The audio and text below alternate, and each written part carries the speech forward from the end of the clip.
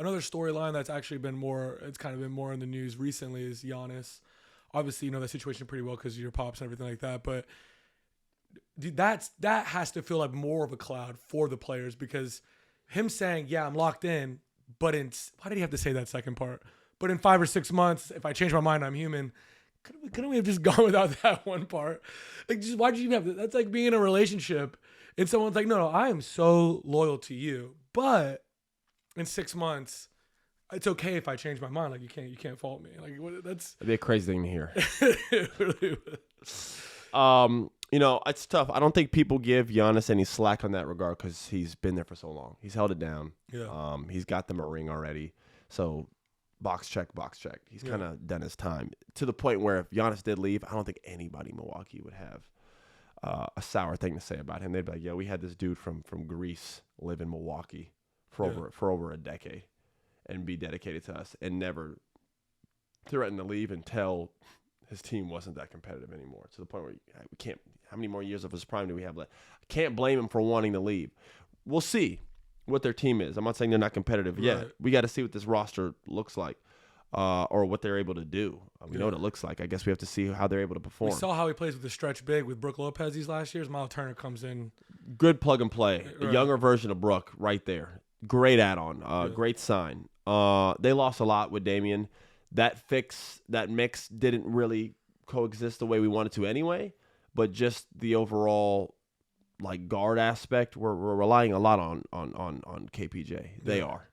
They're relying a lot on him. And some of these other younger guards that they have. So Giannis is going to have a dominant season. The East is wide open. Do I think Milwaukee's roster is fit to go compete against a New York or Cleveland? I don't know. I don't know if the depth's there from that point. We'll see, man. Right. But Giannis it's his team again. The ball's going to be in his hands again. Last year, he had to take a little step back with that. You know, his numbers were still all on par, but like it was different with Damian out there. Now with him being a dominant ball handler again, we'll see how that works. Right. And I feel like if you have the best player in the conference by far in a wide open East, they are probably at least going into the season. That's the thing. Yeah. They're like, yo, listen, by default, we're like a 4th, 5th seed, guys. Okay. All right. It's we see Cleveland and New York at the top. Next to us, they're probably thinking is Orlando and Atlanta. This is where we can be right here. Yeah. All right. This is our mix. And at that point, as we saw in Indiana, a team could be an injury or 1 or 2 away from things changing. We get to the playoffs and something funky happens. Right. What was it? Indiana had the 17th best odds to win the championship. Here they were in the finals in a game 7. Right.